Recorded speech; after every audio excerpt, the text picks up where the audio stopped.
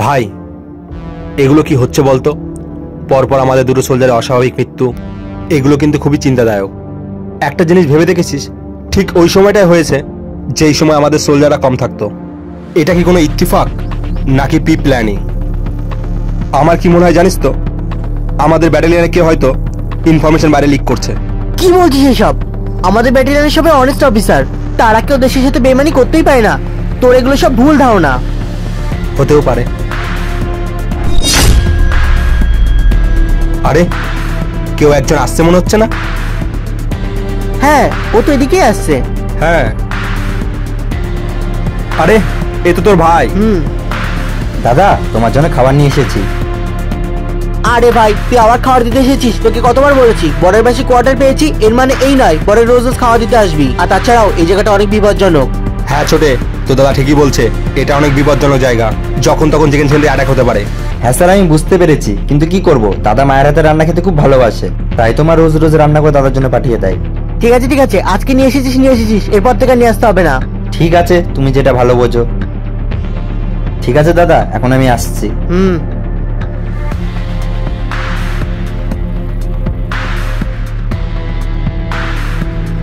ভাই, তোকে একটা কথা বলবো, কিছু মনে করবি না তো?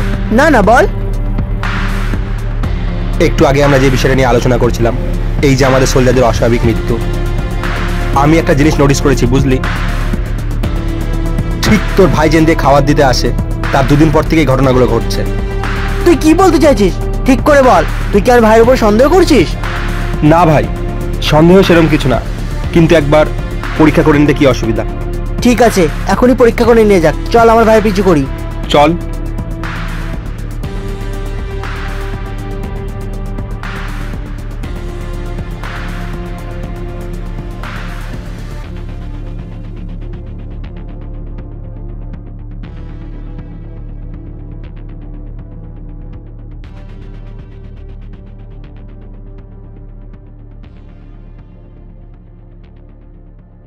আরে ভাই, দাঁড়িয়ে পড়লি কেন? আরে ভাই, আমার জুতো দড়িটা খুলে গেছে, তুই যা, আমি বেঁধে যাচ্ছি। আচ্ছা আয়।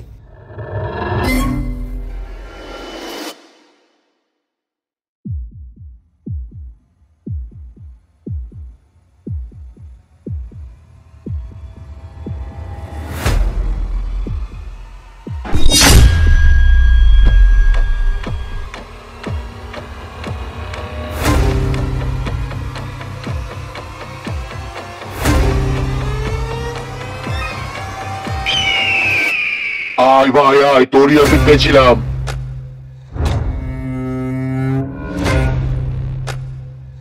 আজকে কি ইনফরমেশন নিয়ে এসেছিস আমার জন্য? ভাইজান, আজকে তো কোনো ইনফরমেশন আনতে পারিনি, আশা করি আবার একদিনের মধ্যে আনতেও পারবো না। ঠিক আছে, কোনো ব্যাপার না, আগে যে ইনফরমেশন দিয়েছিস তাতে দুটো ফৌজিকে মেরেছি, এবার না হয় আর কিছুদিন ওয়েট করি, তাহলে আরো ফৌজিকে মারতে পারবো। একদম ভাইজান। ভাইজান, বলছি কিছু মাল পাওয়া যাবে? ঠিক আছে, তুই বাড়ি যা, মাল পৌঁছে যাবে। ঠিক আছে ভাইজান।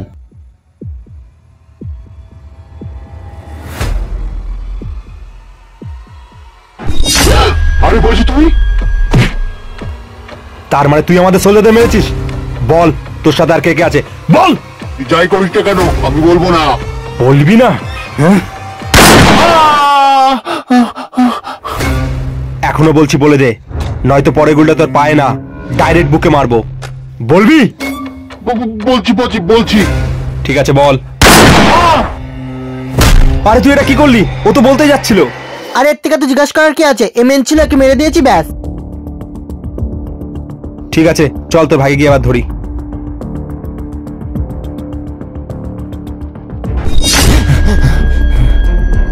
বেঈমান, তুই অয়নের ভাই ছিলিস বলে তোকে বর্ডারে আসতে দিতাম, আর তুই সেই সুযোগটাকে কাজে লাগিয়ে বেঈমানি করলি। আরে চুপ কর তুই, তোকে আর কিছু বলতে হবে না, আমরা লুকিয়ে সব শুনে নিয়েছি। অয়ন, এ তোর ভাই, এর কি করতে হবে তুই দেখে নে, তোর উপরে দায়িত্ব ছেড়ে গেলাম। দাদা, তুমি এটা কি করছো?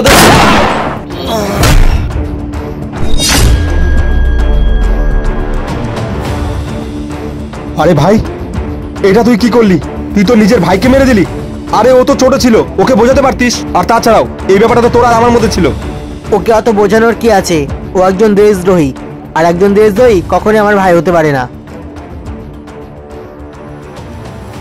তোর এই দেশপ্রেম দেখে আমি খুব খুশি হলাম। I proud of you.